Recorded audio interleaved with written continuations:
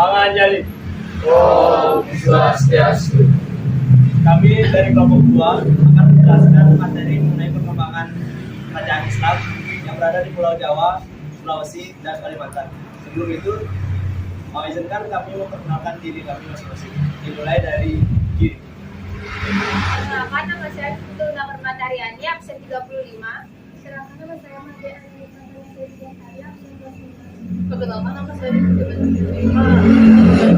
Perkenalkan, nama saya Wayan Juliana Purnama Putra, absen 22. Perkenalkan, nama saya Ibtu Didi Pratama, absen 15. Perkenalkan, nama saya Gede Bismananta Gunagesa, absen 7. Perkenalkan, nama saya Kade Abi Wayasa, absen 24. Perkenalkan, nama saya Nyoman Bangustana Wayasa Negara, absen 16. Perkenalkan, nama saya Wayan Nugraha, absen 23. Sekarang kita lanjut ke penjelasan materi.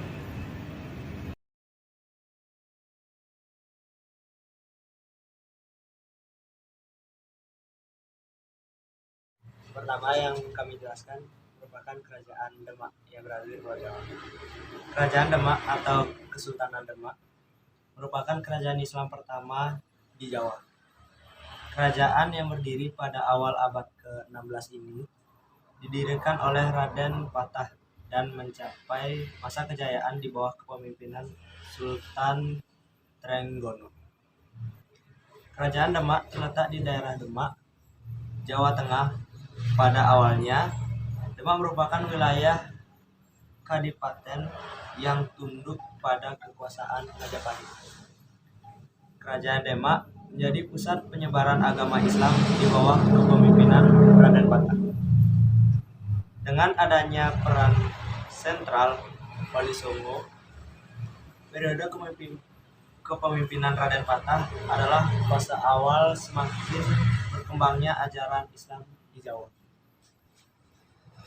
Dilansir dari modul Sejarah Indonesia, pembelajaran SMA kelas 10 Kemendikbud, pada awal kemunculannya, kerajaan yang terletak di Jawa Tengah ini mendapat bantuan dari Bupati Pesisir Pantai Utara, Jawa bagian tengah dan timur, yang telah menganut Islam.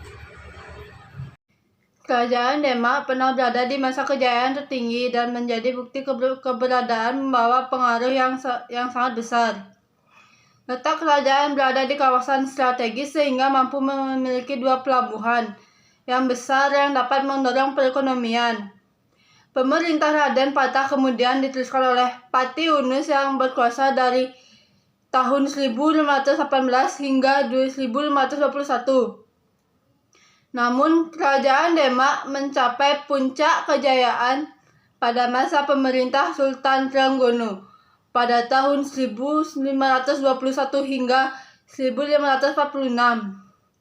Di masa kepemimpinan Sultan Trenggono, kerajaan Demak berhasil menguasai beberapa daerah seperti Surabaya, Sunda Kelapa, Tuban, Malang, Pasuruan, dan Blambangan. Nah, setelah Mesya menjelaskan yang di atas, saya akan melanjutkan apa yang dibicarakan oleh Mesya. Sepeninggal Sultan Trenggono, pemimpin kerajaan diganti oleh Pangeran Sedolepen.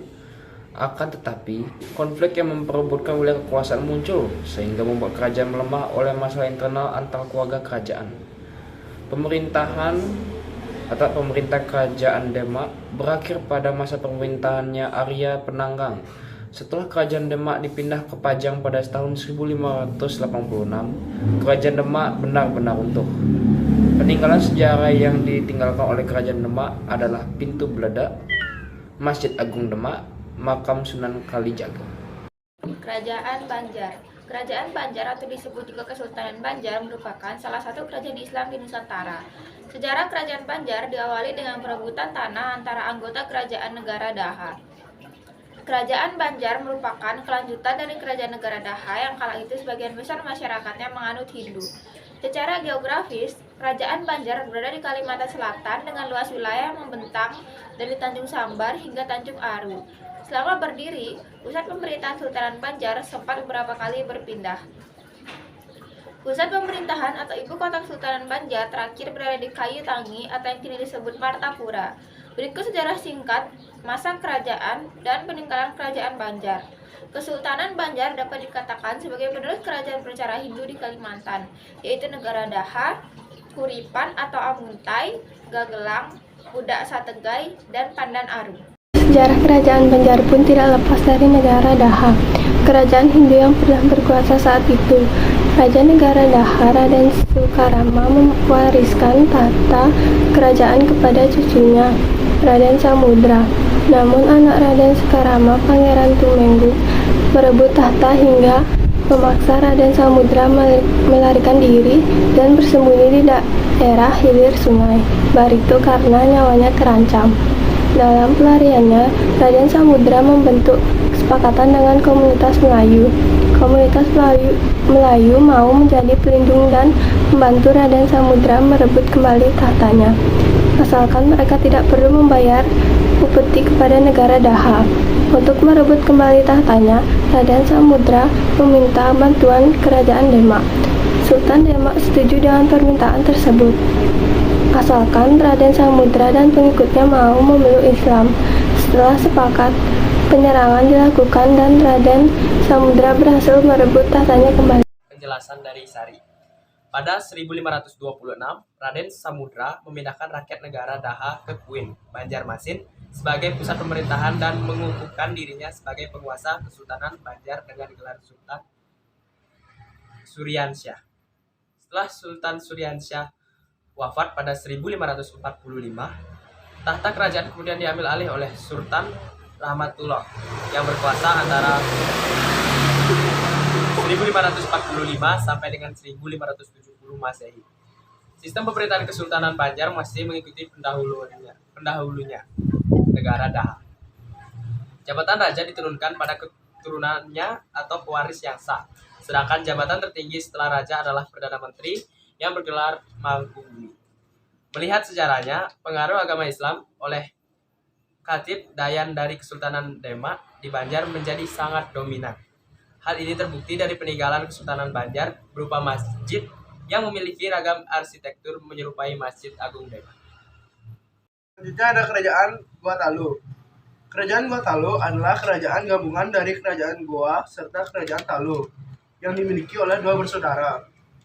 Pada pemerintahan Raja Daeng Mantare Karaeng Tumapa Risi Kalona, kedua kerajaan ini dipersatukan.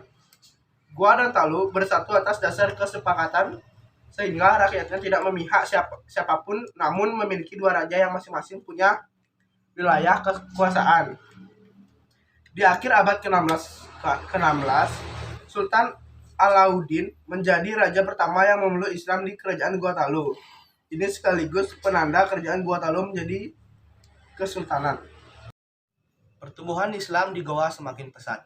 Pada tahun kedua kesultanan, semua rakyat berhasil diislamkan.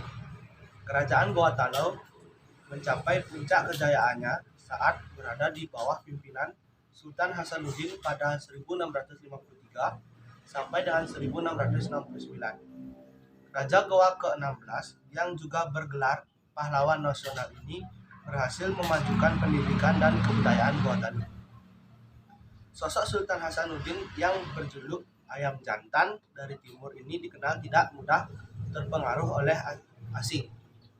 Dia juga menentang keras kehadiran VOC saat menguasai sebagian kerajaan-kerajaan kecil di Sulawesi.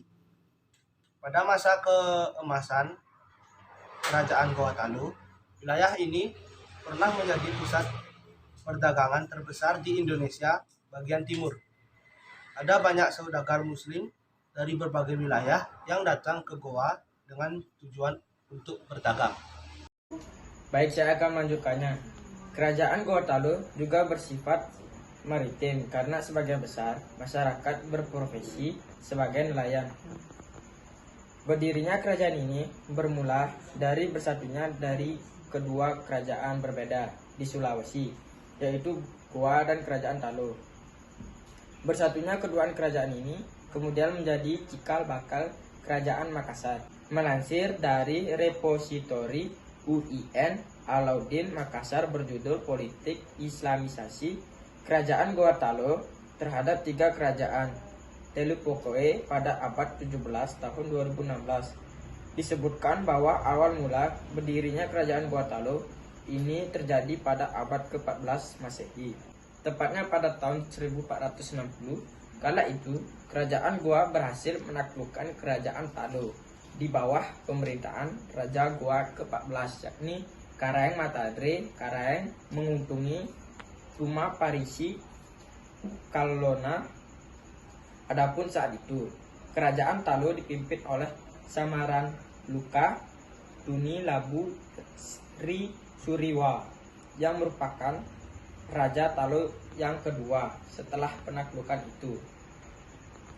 Dibuatlah sebuah perjanjian setia yang disertai sumpah antara kedua raja dari kerajaan tersebut. Sumpah antara dua kerajaan tersebut berbunyi, Sejak saat itulah, hubungan antara kerajaan Goa dan kerajaan Talo menjadi sangat erat dan tak terpisahkan.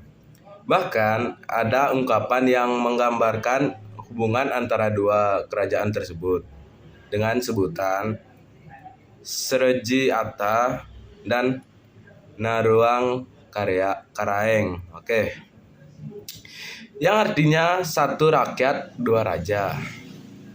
Karena keterkaitan tersebut, maka dua kerajaan itu disebut sebagai kerajaan kembar, Goa dan Talo.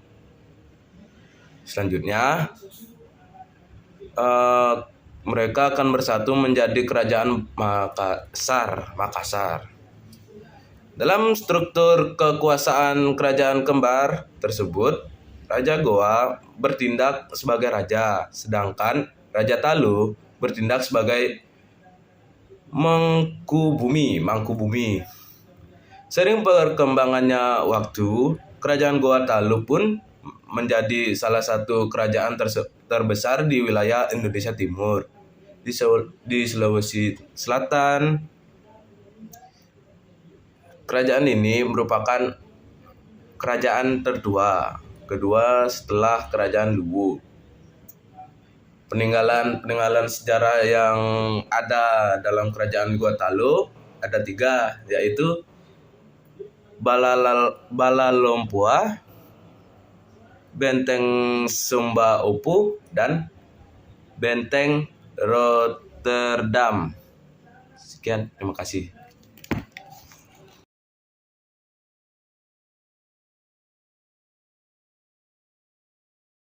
Sekian presentasi dari kami tutup dengan Parama Santi. Om Santi Santi Santi Om.